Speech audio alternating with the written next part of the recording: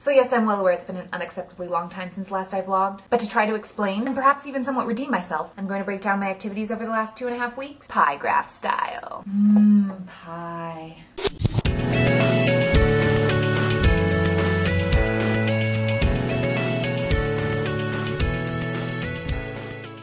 Oh, by the way, this is Counter Sponge. Don't ask. Counter Sponge, may I use your board for a pie graph? I know. Thanks. Okay, so here is the squished and imperfect circle that is my life. I point this out because I think that ultimately everyone's life circle is a little bit squished and imperfect. And I think that's okay. So if you've been feeling that way about your own life circle, I want to take a moment to advise you not to worry about it. Besides, everyone knows lopsided pies are the yummiest. Anyway, to start off with, I spent about 30% of the past several weeks sleeping, about 6% at church or Bible study, 9% of my time doing practical things like cooking, cleaning, exercising, and other assorted miscellany, and 5% of my time tutoring. That brings us up to 50% and leaves the other half open for fun and schoolwork. Guess which one gets a bigger part of this particular pie? Somewhat encouragingly, I have been able to spend 14% of my time having fun, with 11% dedicated to hanging out with other people, 3% on the phone, and 1% of the time by myself, which pretty much means watching Lost.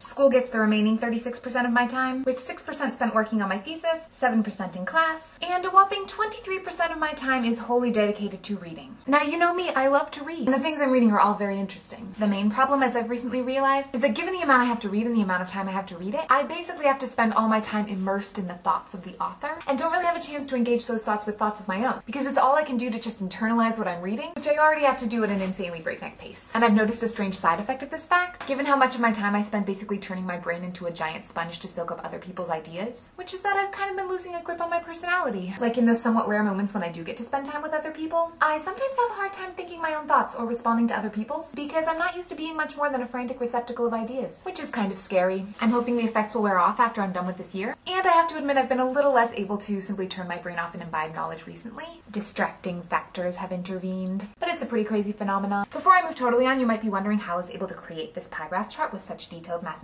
precision. The secret is that since I don't actually have time to write in my journal, I'd prefer not to leave this entire year as a gaping hole in this little external memory project of mine. I have a little calendar that I fill in at the end of every day with everything I did. Now you know! In other news, a couple of different people, namely Alex and Cat Speaks Art, have requested that we participate in certain assorted forms of the currently highly prevalent list random facts about yourself movement. I have to admit I'm very excited about this movement, since knowing random facts about a person is one of my favorite aspects of friendship. But that is the last random fact I'm going to share in this video, because for the rest of the video, instead of talking about me, I'm going to talk about memes. Now, a lot of people have probably heard the term meme, but I'm guessing a lot fewer people actually know its origins or wider meaning, since these days it's mostly come to mean a random viral internet game that your friends are always asking you to participate in and pass along. But the actual implications of the idea of the meme are so much farther reaching than that, and as your resident salad anthropologist, I'm going to provide you with a quick primer on the topic. So the term meme was coined by Richard Dawkins in his book The Selfish Gene, published in 1976. It's a fascinating book talking about the properties of replicators, which are basically things capable of getting themselves copied. Genes are the most widely recognized replicators, but Dawkins points out in chapter 11 that replicators can take all sorts of different forms and will pop up wherever copying is possible. Since humans have a habit of imitating each other, human culture becomes a substrate in which a different form of replicator can develop. These replicators are anything that we can learn from each other. Songs, words, ways of building a bridge. Dawkins calls them memes, which he shortens from mimema, which is the Greek word for something imitated. And like all replicators, some memes are better at spreading themselves than others, which is why you'll be very mad at me for mentioning It's a Small World as a particularly effective replicator, since now that I've made you think about it, you'll probably have it stuck in your head all day. Susan Blackmore, in her book The Meme Machine, develops the idea even further, pointing out that just like genes, memes are subject to a type of evolution through survival of the fittest. Memes that lots of people want to copy survive and flourish, while memes nobody wants to imitate die out just like weak genetic lines. This explains why we are constantly writing and talking and vlogging, and even when we're all alone, it's pretty much impossible to turn our brains off and stop thinking. Memes have been evolving for a long time now, and the world is basically saturated with highly effective memes that specialize in getting themselves passed on and on and on, because that's how they survive. If you think about it in the way Blackmore suggests, we're all basically a bunch of obedient meme carriers. And anytime we take something we've learned from someone and pass it on to someone else, like say if we read about memes in a couple of books and then we make a video blog to explain the idea to a whole bunch of other people, we are essentially doing the bidding of those sneaky little memes. So there you go, now I've infected you with the meme. Pass it on. Oh, and speaking of memes, in Visicus, you have officially won the Million Views contest, since the predictions that Alexandra and I made about when your comments would pass that particular benchmark have now been surpassed. So you can start thinking about what sort of video you'll be assigning each of us to make. Cue evil laughter. To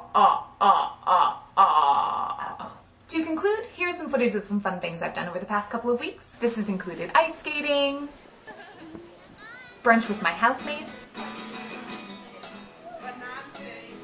and a 17-person apples to apples game. They are totally evasive all the time. They're there. graciously put herself out there to host our entire preceptor group. Now, we have been bonding since September through arduous processes.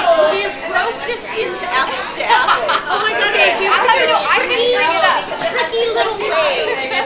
We are not playing the crazy Elizabeth exponential round of apples to apples. Straightforward, simple, 35 people, very clear. I can legitimately.